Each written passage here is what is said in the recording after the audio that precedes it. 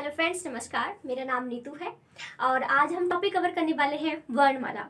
क्योंकि मेरे चैनल पर जो है आपने मोस्ट ऑफ सोशोलॉजी और पॉलिटिकल साइंस की वीडियोस ही देखी होंगी, लेकिन मेरे चैनल पर आपको +1 +2 की सोशोलॉजी, बीए की भी सोशोलॉजी और जितनी भी अपनी बीए की पॉलिटिकल साइंस है, हिंदी व्याकरण है, एमसीक्यू क्वेश्चंस भी मैं करवाती हूँ। अगर आप बीएड एंट्रेंस की तैयारी कर रहे हो या सीटेट एंट्रेंस की तैयारी कर रहे हो तो उसमें जितना भी जनरल नॉलेज का जो पोर्शन है वो मैं आपको कवर करवाती हूँ। ठीक है, तो ये कुछ टॉपिक है जो मेरे चैनल पर आपको मिल जाएंगे। तो आज मैंने बहुत टाइम से जो है हिंदी व्याकरण को स्टार्ट नहीं किया था।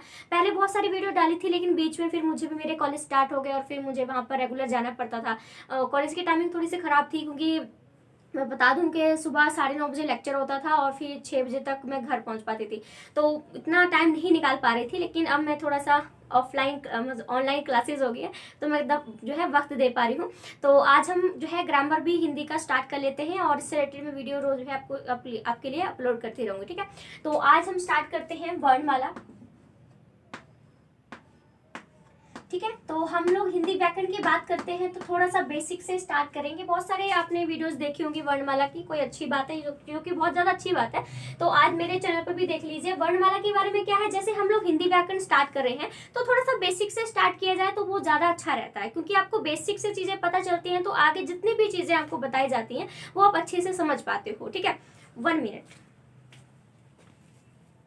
हाँ, कई बार वीडियो ना लॉक नहीं होती है ना, तो वो पूरा ऐसे प्लप प्लप सी करती रहती है, बिल्कुल फाइन है। ठीक है, तो सबसे पहले हम वर्णमाला में सबसे पहले बात करते हैं कि वर्ण क्या होते हैं। जैसे हमने बोला वर्णमाला, वर्णमाला यानी जो वर्ण होते हैं उनकी माला। ठीक है, यानी वर्णमाला का मतलब होता है वर्णों की माला। तो सबसे पहले हमें ये पता होना चाहिए कि वर्ण क्या होते हैं जिनकी हम माला की बात कर रहे हैं। ठीक है, तो सबसे पहले हम वर्ण की बात करते हैं। ठीक है, वर्ण क्या होते हैं, आप इस तरह से कह सकते हो कि वर्ण जो होते हैं ना उस मूल ध्वनि को कहते हैं। ठीक है, वर्ण उस मूल ध्वनि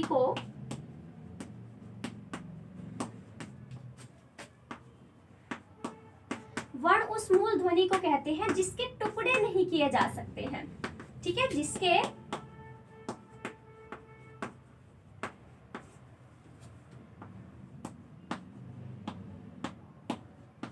टुकड़े नहीं किए जा सकते हैं। याद रखें, नहीं किए जा सकते हैं। अब वो कौन से हैं जिसके टुकड़े नहीं किए जा सकते हैं? ठीक है, यानी कि सबसे छोटी से छोटी ध्वनि होगी, क्योंकि ऐसे से हम काम की बात कर रहे हैं तो काम को तो हम बांट सकते हैं, का और माँ में बांट सकते हैं। ठीक है, लेकिन ऐसी कौन सी छोटी से छोटी आवाज है, छोटी से छोटी ध्वनि है जिसके हम टुकड़े नहीं कर सकते हैं?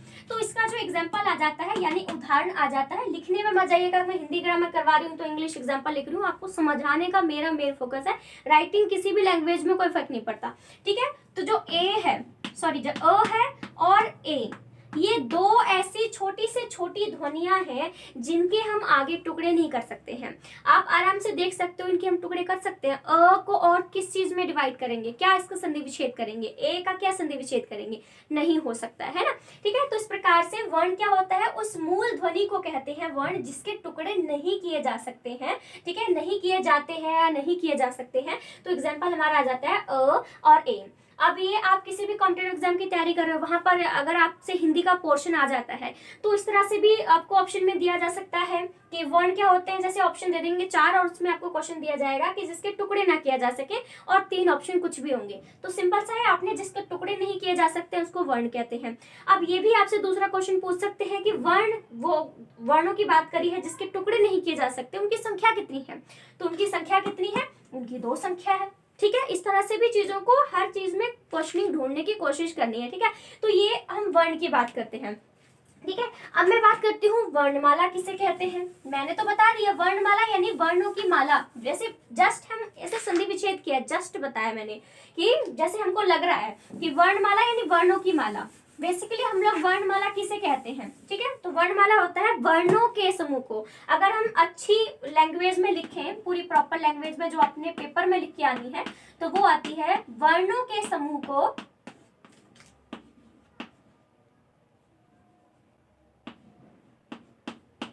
ठीक है, वर्णों के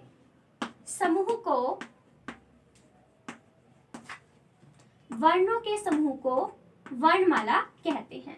ठीक है, वर्णों के समूह को वर्णमाला। ठीक है, वर्णों के समूह को क्या है ये ध्यान कहीं और लिख के आइए। चलिए, वर्णों के समूह को वर्णमाला कहते हैं। ठीक है, अब ये मत देखना आप लोग कि ये जो है इन्होंने तो बहुत ही सिंपल सी डेफिनेशन बता दिया, एक लाइन में खत्म हो गई, हमारे मार्क्स जो है कट जाएंगे। ऐसा कुछ भी नहीं होता है। एग्जामिनर बस आपकी जब कॉपी देखता है ना, जो भी अपने पेपर लिखा हुआ है, वो सिर्फ एक ही चीज देखता है कि आपने लिखा सही है या नहीं लिखा है। बहुत सारे बच्चे क्या करते हैं, एक ही चीज को पूरे 1 पेज में पता नहीं कहां से इतना घसीट के उसको 1 पेज का कर देते हैं। वो एक्स्ट्रा चीजें होती हैं जिनका हमारे राइट आंसर से कोई लेना देना नहीं होता है।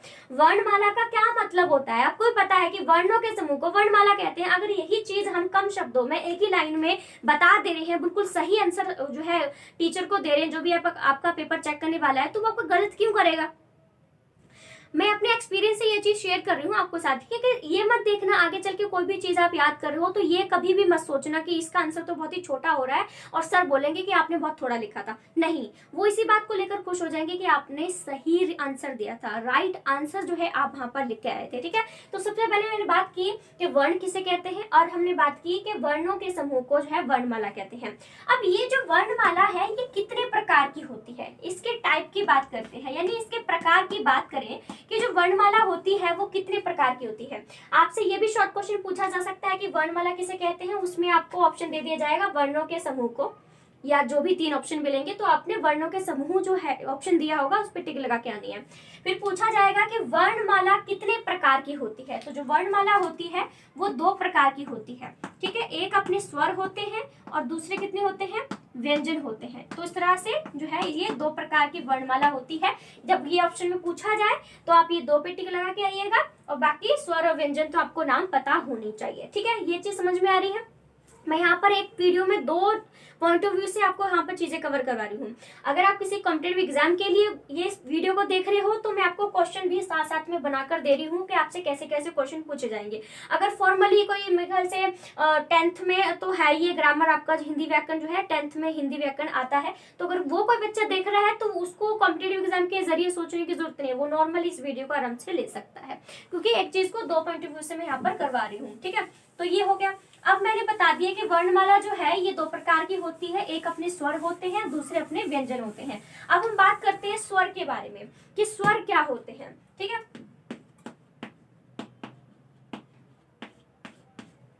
चलिए स्वर के बारे में बात करते हैं।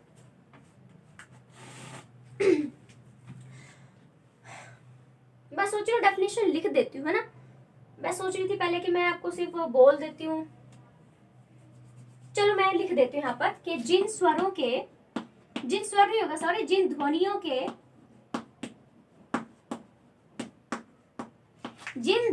के उच्चारण से या जिन ध्वनियों के उच्चारण में, ठीक है, जिन ध्वनियों के उच्चारण में मुख से निकलने वाली हवा, मुख से मैं भी एक्सप्लेन करूंगी,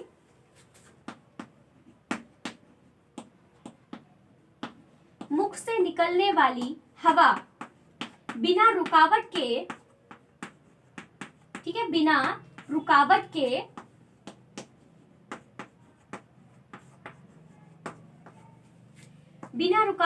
बाहर निकल जाती है, उसे हम लोग, ठीक है, ये होती है इसकी डेफिनेशन, यानी आगे लिख लेना कि उसे स्वर कहते हैं। देखो स्वर की क्या है कि जिन ध्वनियों के उच्चारण में मुख से निकलने वाली हवा बिना रुकावट के बाहर चली जाती है तो जो है हम उसको स्वर कहते हैं। ठीक है, याद रखिएगा। और जो स्वरों की संख्या की हम लोग बात करें तो जो स्वर होते हैं ना, इनकी संख्या 11 होती है। मैं अभी आपको बताती हूँ।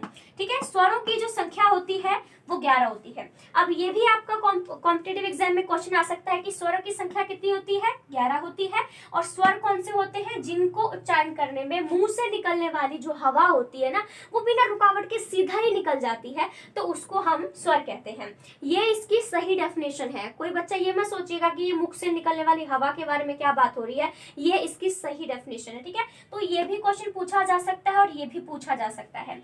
अब मैंने बोला कि जो स्वर होते हैं वो अपने कितने होते हैं, 11 होते हैं। अब कौन से स्वर होते हैं मैं आपको लिख के बताती हूँ, फिर और उसमें चीजें हैं डीपली जो आपको पता होनी चाहिए, जैसे अ।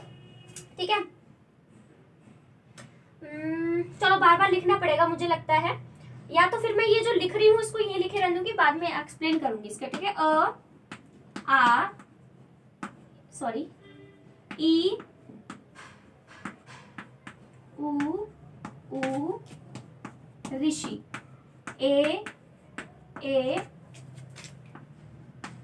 आओ, ठीक है, अंग और अह, ये हो गए अपने, क्या हो गए, ये हम लोग क्या कर रहे हैं, ये 11 बात करी थी मैंने कि जो स्वर होते हैं ना वो अपने 11 होते हैं, 1 2 3 4 5 6 7 8 9 10 11 12 13। अब ये तो 13 लिख दिए मैंने, लेकिन स्वरों की जो संख्या होती है वो 11 ही होती है, क्योंकि ये जो है ना ये जो है ना ये अपने स्वर में काउंट नहीं किए जाते हैं, इनको स्वर में गिना नहीं जाता है। इनको आप हटा दोगे तो बाकी जितने भी ये चीजें बची हैं ये 11 ही होती हैं, ठीक है। यानी स्वरों की जो संख्या होती है 11 होती है। इसमें अंग और जो अह होता है उसको हम स्वर नहीं कहते हैं। ये जो दोनों हैं इनको हम लोग अयोगवाह कहते हैं, ठीक है, अयोगवाह, ठीक है। ये क्वेश्चन भी कॉम्पिटिटिव एग्जाम में पूछा जा सकता है कि अंग और अह क्या है।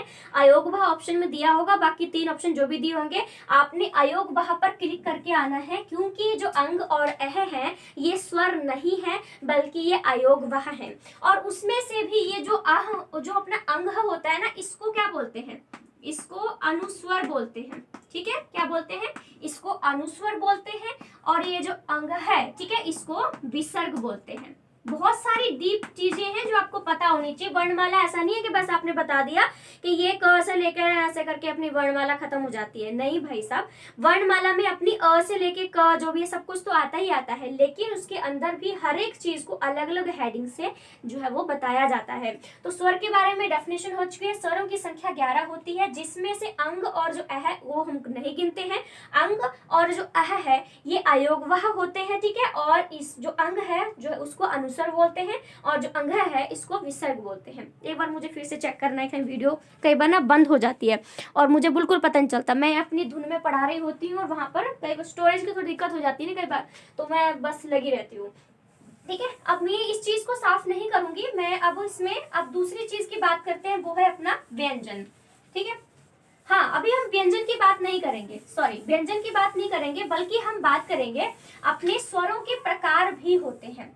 जैसे सबसे पहले मैंने बात की वर्ण क्या होते हैं, वर्णमाला क्या होती है। वर्णमाला के 2 प्रकार होते हैं, स्वर और व्यंजन। अब मैंने स्वर के बारे में बता दिया कि स्वर क्या होते हैं, स्वरों के प्रकार कौन से होते हैं, ठीक है। और हम अब बात करते हैं स्वरों के टाइप के बारे में, ठीक है। स्वरों की संख्या जो होती है 11 होती है। अब इसके टाइप्स के बारे में बात करते हैं, ठीक है। तो मैं ऐसा करती हूँ कि पता क्या, मुझे ना ये लिखा हुआ चाहिए, मैं सोच रही हूँ फिर से दोबारा ऊपर लिखती हूँ फिर मैं नीचे समझाती हूँ, क्योंकि मुझे माइंडसेट नहीं बन पा रहा है इसका, ठीक है। फिर मैं आपको समझाती हूँ।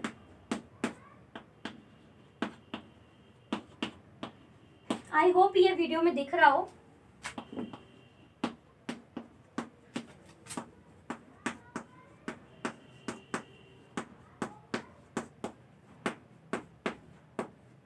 ठीक है, और ये आ जाता है अंग और अह।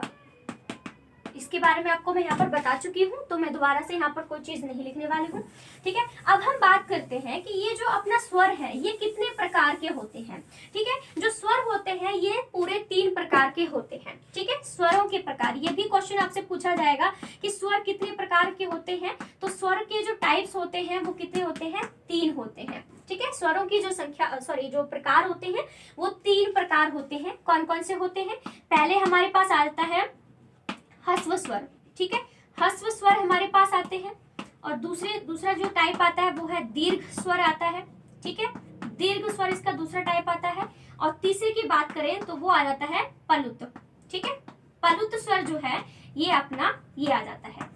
अब मैं बात करती हूँ जो ह्रस्व स्वर है उसकी डेफिनेशन नहीं लिखूंगी मैं, बस आपको बता दूंगी, आपको अच्छे समझ में आ जाएगा।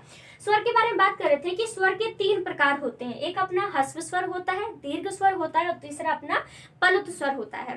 अब बात करते हैं ह्रस्व स्वर के बारे में कि जो ह्रस्व स्वर होते हैं वो कौन से स्वर होते हैं। तो ह्रस्व स्वर वे स्वर होते हैं जिनका उच्चारण करने में या फिर जिनको बोलने में बहुत ही कम समय लगता है। ह्रस्व स्वर वे स्वर होते हैं जिनका उच्चारण करने में, जिनको बोलने में बहुत ही कम समय लगता है। और वे होते कौन कौन से हैं, ठीक है। अब जो ह्रस्व स्वर जो होते हैं इनकी संख्या जो होती है, ये भी क्वेश्चन पूछा जा सकता है कि जो ह्रस्व स्वर होते हैं इनकी संख्या कितनी होती है। तो जो ह्रस्व स्वर होते हैं इनकी संख्या 4 होती है। और वो कौन कौन से होते हैं? अ, ई, उ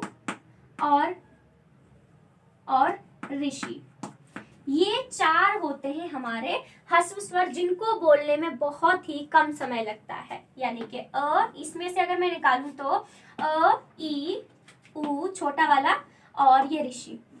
हम इसमें ए नहीं लेंगे, ए को बोलने में टाइम लग रहा है ना, ए देखो हम डिफरेंस की बात करते हैं। ठीक है, ई उ ऋषि, कितना टाइम लग रहा है? ज्यादा लग रहा है ना। लेकिन ए को बोलने में क्या लग रहा है? ए, ठीक है, यानी टाइम लग रहा है। ठीक है, लेकिन ह्रस्व स्वर तो वे स्वर होते हैं जिनको बोलने में ज्यादा वक्त नहीं लगता है, जिनकी संख्या 4 होती है और ये होते हैं ई, उ और ऋषि, ये हमारे ह्रस्व स्वर होते हैं। ठीक है, अब हम बात करते हैं, ये मैं आपको पहले ही बता चुकी हूँ कि जो अंग और अह है ये अयोगवाह होते हैं। ठीक है, ये मैं अभी आपको लिख के हटी हूँ, दोबारा नहीं करूंगी। ठीक है, तो ये अपने अयोगवाह हो जाते हैं। तो हमें ह्रस्व स्वर जो भी स्वर देखने हैं वो इन्हीं में से देखने हैं। इनको तो भी साइड ही कर दूं। ठीक है, इनको कर दो बिल्कुल साइड। ठीक है, अब हम बात करते हैं दीर्घ स्वर के बारे में। ये कौन से होते हैं? तो दीर्घ स्वर वे स्वर होते हैं जिनको बोलने में ज्यादा टाइम लगता है। जो ह्रस्व स्वर होते हैं उनको कम टाइम लगता है, जो दीर्घ स्वर होते हैं उनको बोलने में ज्यादा टाइम लगता है। ठीक है, और बता देना है कि जो दीर्घ स्वर होते हैं वो कौन से स्वर होते हैं। आपको इसमें दीर्घ स्वर याद करने की कोई जरूरत नहीं है, क्योंकि हमने तो इस लाइन में से देखने हैं ना। अब इसमें से ये 4 तो अपने निकल गए हैं। ठीक है, ये जो 4 है ये कौन है? ये मैं आपको बता चुकी हूँ कि अ, ई, उ, ऋषि, ये क्या है? ये अपने ह्रस्व स्वर हैं। और दीर्घ स्वर के एग्जाम्पल वो सभी हैं जो बच गए हैं। आ, ई, उ, ए, ओ, औ। ठीक है, तो याद रखिएगा कि ह्रस्व स्वर तो अपने ये होते हैं, बाकी दीर्घ स्वर वे होते हैं जो कि ये बच गए हैं, जिन पे मैंने एक तरफ से समझ लो गोला लगाया हुआ है ना। ये क्या है? ये अपने दीर्घ स्वर हैं, क्योंकि इनको बोलने में, इनका उच्चारण करने में ज्यादा समय लग रहा है। और पलुत स्वर का कोई एग्जाम्पल नहीं है। पलुत स्वर के बारे में ये है कि पलुत स्वर वे स्वर होते हैं जिनको दीर्घ स्वर से भी ज्यादा टाइम लगता है बोलने में। एक तो दीर्घ स्वर की बात करी थी, तो दीर्घ स्वर जो होते हैं उनको बोलने में ज्यादा टाइम लगता है, और पलुत स्वर वे स्वर होते हैं जिनको दीर्घ स्वर से भी ज्यादा टाइम लगता है बोलने में। ठीक है, तो इस प्रकार से मैंने बता दिया कि स्वर के टाइप होते हैं। ठीक है, और इनके बारे में आपको एग्जाम्पल ही बता दिए, और याद रखने की तो बिल्कुल जरूरत नहीं है। अ से लेके अंगा तक तो सभी को ये चीज आती ही आती है। ठीक है, मोस्ट ऑफ बच्चे कंफ्यूज होते हैं कि यार मुझे स्वर भी याद, मुझे ह्रस्व स्वर भी याद रखने हैं, मुझे दीर्घ स्वर भी याद रखने हैं। याद रखने की जरूरत ही क्या है? जब आपको ये चीज आती है, बस वहीं से निकाल दो, 4 वहां से निकाल दिए, जो बच गए वो सारे दीर्घ स्वर में आ जाते हैं। समझ रहे हो ना सारा कुछ? चलिए, ये हो गया स्वर के बारे में। मैंने बताया था कि वर्णमाला के 2 टाइप होते हैं, एक स्वर होता है, अपना व्यंजन होता है। तो स्वर के बारे में सब कुछ बता दिया मैंने, उसके टाइप भी बता दिए। अब हम बात करते हैं इसके व्यंजन के बारे में। व्यंजन के बारे में ये चीज है कि मुझे पूरी जो वर्णमाला है वो लिखनी पड़ेगी। वर्णमाला में हमारा सब कुछ आता है। वर्णमाला में क्या आता है? वर्णमाला में अपने स्वर भी आते हैं, व्यंजन भी आते हैं, यानी कि अ, आ, ई, उ ये सब भी आते हैं, और क, ख, ग, घ भी सब कुछ अपना आता है। तो उसको मैं लिखूंगी, थोड़ा सा टाइम लगेगा, तो अभी मैं जो है लिख कर ही आपको यहाँ पे शो कर देती हूँ, जाकर ज्यादा टाइम हमारा वेस्ट ना हो। ठीक है, चलिए, ठीक है, ये क्या है? ये अपनी सारी वर्णमाला है। ठीक है, ये सारी की सारी जो है ये वर्णमाला है। और ये वाला जो पोर्शन है, ठीक है, ये वाला पोर्शन क्या है? ये अपना स्वर है। और ये वाला जो पोर्शन है, क से लेके यहाँ तक का जो पोर्शन है, ये अपना व्यंजन कहलाता है। ठीक है, समझ में आया? ये अपना व्यंजन है। तो स्वर के बारे में तो मैं आपको सारा डिटेल में बता चुकी हूँ, कौन सा स्वर है, कौन सा व्यंजन है। ठीक है, सॉरी, कौन सा उसके टाइप है। अब हम करते हैं व्यंजन के बारे में। क से लेकर जो भी श्रो है यहाँ तक, ये सब अपने व्यंजन में आते हैं। अब इनके बारे में जो कॉम्पिटिटिव एग्जाम के हिसाब से हम लोग बात कही जाए, ठीक है, तो ये जो आप देख रहे हो ना, ये जो पहला क, ख, ग, घ, ड़, ये जो वर्ग है ना, इसका क वर्ग बोलते हैं। क वर्ग बोलते हैं। क वर्ग क्यों बोलते हैं? क्योंकि क से स्टार्ट हुआ है, इसलिए इसका क वर्ग बोलते हैं। और दूसरे को क्या बोलेंगे?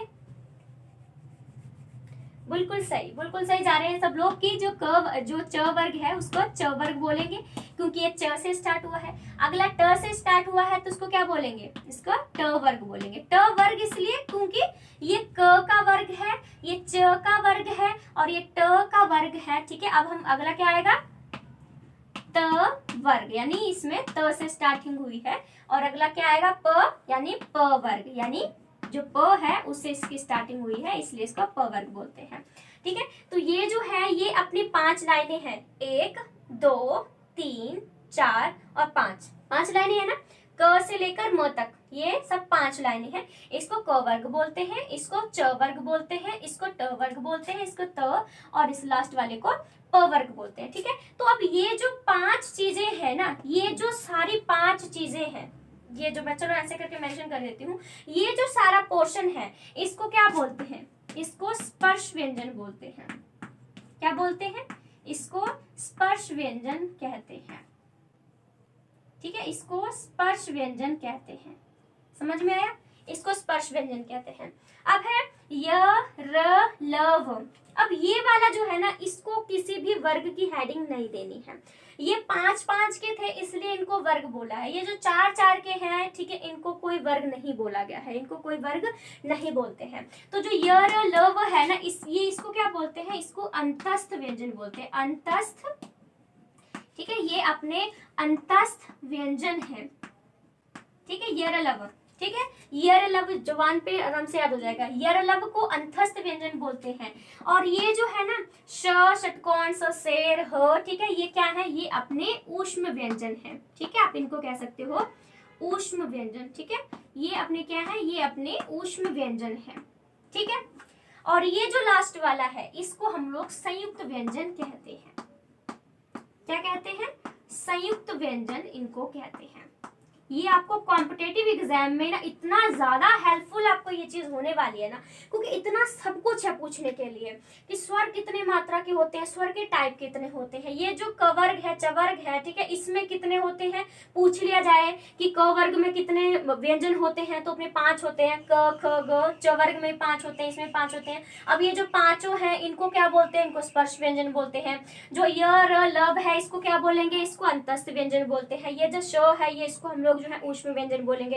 ये जो क्षेत्रीय है, ये सब चीजें हैं, इसको हम लोग संयुक्त व्यंजन कहेंगे। तो बहुत सारी चीजें हैं जो कि कॉम्पिटेटिव एग्जाम के लिए स्पेशली बहुत ज्यादा हेल्पफुल ये वीडियो आपके लिए होने वाली है, तो ध्यान से चीजें सुनना जरूरी है। ठीक है, अब मैं आपसे क्वेश्चनिंग करती हूँ। सबसे पहले आता है कि वर्ण किसे कहते हैं, यानी कि वर्ण उस मूल ध्वनि को कहते हैं जिसके टुकड़े नहीं किए जा सकते हैं। इनकी संख्या कितनी होती है, इनकी संख्या 2 होती है, अ और ए। फिर है वर्णमाला किसे कहते हैं, यानी कि वर्णों के समूह को वर्णमाला कहते हैं। वर्णों के कितने प्रकार होते हैं, वर्णों के 2 प्रकार होते हैं, स्वर होते हैं, व्यंजन होते हैं। स्वर के बारे में मैंने बोला, स्वर क्या होते हैं, स्वर वे ध्वनियां होती हैं जिनको उच्चारण करने में, बोलने में जो हम हवा निकलती है हमारे मुंह से वो बिना रुकावट के बाहर चली जाती है, उसको स्वर कहते हैं। स्वर कितने प्रकार के होते हैं, स्वर 3 प्रकार के होते हैं। स्वर कौन कौन से 3 प्रकार के होते हैं, तो कौन कौन से हैं, ह्रस्व स्वर होते हैं, दीर्घ स्वर होते हैं और प्लुत स्वर होते हैं। ठीक है, ये बता दिया मैंने। फिर मैंने बोला स्वर की संख्या कितनी होती है, स्वरों की संख्या 11 होती है। फिर मैंने बोला कि ये जो अंग और अह है इसको क्या बोलते हैं, अंग और जो अह है इसको क्या बोलते हैं, इसको हम लोग बोलते हैं, इसको हम लोग अयोगवाह बोलते हैं।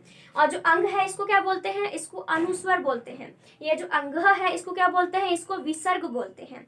ये सब चीजें आपको पता होनी चाहिए। फिर मैंने व्यंजन को छेड़ा, व्यंजन मैंने बोला कि ये सब चीजें भी अपनी पूछी जाती है। ठीक है, तो वर्णमाला का जो पोर्शन है पूरी तरह से कंप्लीट हो चुका है। अगर किसी ने शुरू से लेकर एंड तक इस वीडियो को देखा होगा ना, मुझे नहीं लगता कि उसको याद रखने में कोई दिक्कत रही होगी। ह्रस्व स्वर की संख्या कितनी होती है, 4 होती है। ठीक है, कौन कौन से होते हैं, दीर्घ स्वर क्या होता है, प्लुत स्वर क्या होता है, बहुत ही अच्छे से, बहुत ही स्मूथली मैंने आपको अच्छे से यहाँ पर एक्सप्लेन कर दिया है। तो वर्णमाला का पोर्शन हमारे यहाँ पर कंप्लीट हो जाता है। ठीक है, अब आगे और भी मैं व्याकरण का, हिंदी व्याकरण का पोर्शन में लाती रहूंगी। और किसी को कोई चीज समझ में नहीं आती है, जस्ट मुझे कमेंट कीजिएगा, मैं आपको 2 या 3 दिन में वीडियो बनाकर अपलोड कर दूंगी। ठीक है, लेकिन कम से कम 2 या 3 दिन में मुझे जो है वक्त दीजिएगा, क्योंकि एकदम से नहीं तैयार हो पाता है ना। तो सेशन अच्छा लगा, वीडियो अच्छी लगी हो तो लाइक शेयर सब्सक्राइब कर सकते हैं, जैसा भी आपको ठीक लगे। So thank you so much friends, thank you.